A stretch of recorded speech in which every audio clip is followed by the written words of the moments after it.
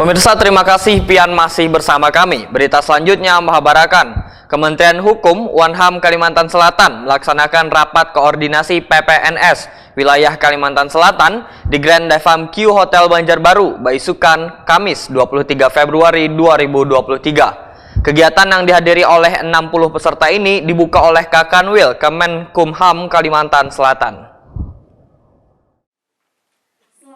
Kementerian Hukum Wanham Kalimantan Selatan melaksanakan rapat koordinasi PPNS di wilayah Kalimantan Selatan di Grand Davam Q Hotel Banjarbaru, Baisukan, Kamis 23 Februari 2023. Kegiatan yang dihadiri oleh 60 peserta ini dibuka Kakanwil Kemenkumham Kalimantan Selatan Faisal Ali.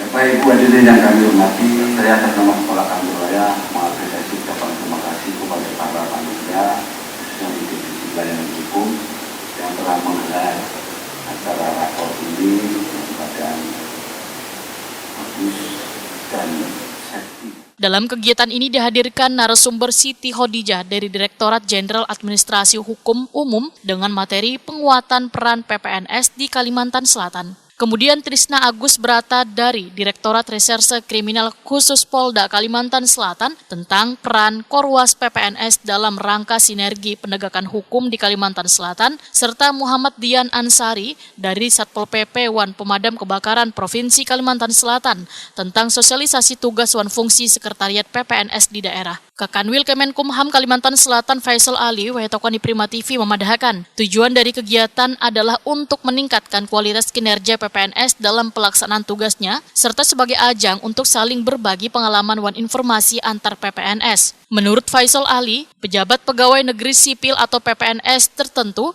berdasarkan peraturan perundang-undangan ditunjuk selaku penyidik wan mempunyai wewenang untuk melakukan penyidikan tindak pidana dalam lingkup undang-undang yang menjadi dasar hukumnya masing-masing. Sehingga sinergi antara PPNS wan Polri merupakan sebuah keniscayaan karena sangatlah kada mungkin penyidik Polri mengcover seluruh tindak pidana. Ini kami Kementerian Hukum dan HAM menggelar rapat koordinasi PPNS Kalimantan Selatan ini dengan harapan mencari skema satu persepsi dalam langkah ke depan di tahun 2023 ini. Karena selama ini kita tahapan baru tahap sosialisasi, sehingga tahap berikutnya ini belum.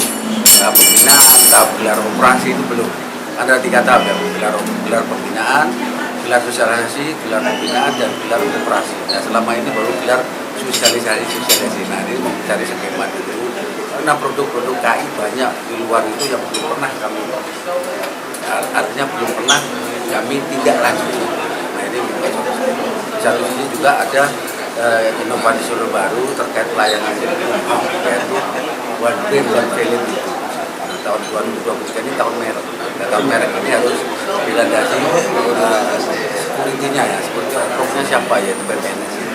Pak, tadi kayaknya sosialisasi terus, emangnya kendalanya di mana Pak kira-kira? Ya, itulah nanti dalam hasil rapat kami belum bisa. Karena paling tidak nanti kita ketemu skemanya dulu. Kepala Divisi Pelayanan Hukum Wanham Kalimantan Selatan, Ngatirah, menyatakan kegiatan ini salah satu cara untuk menghindarkan adanya produk tiruan dari merek-merek terkenal.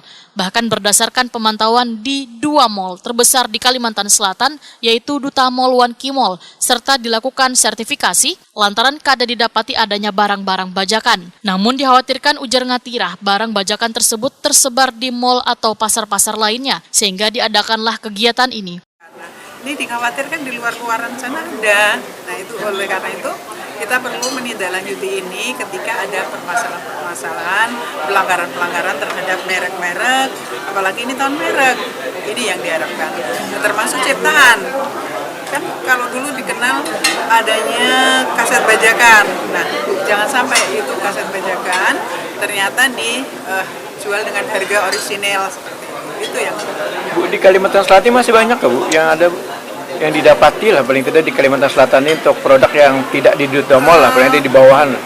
Selama ini baru dua mall ini yang kita lihat. Nah, nanti ke depan kita akan proses lanjut ke tempat-tempat belanja yang lain.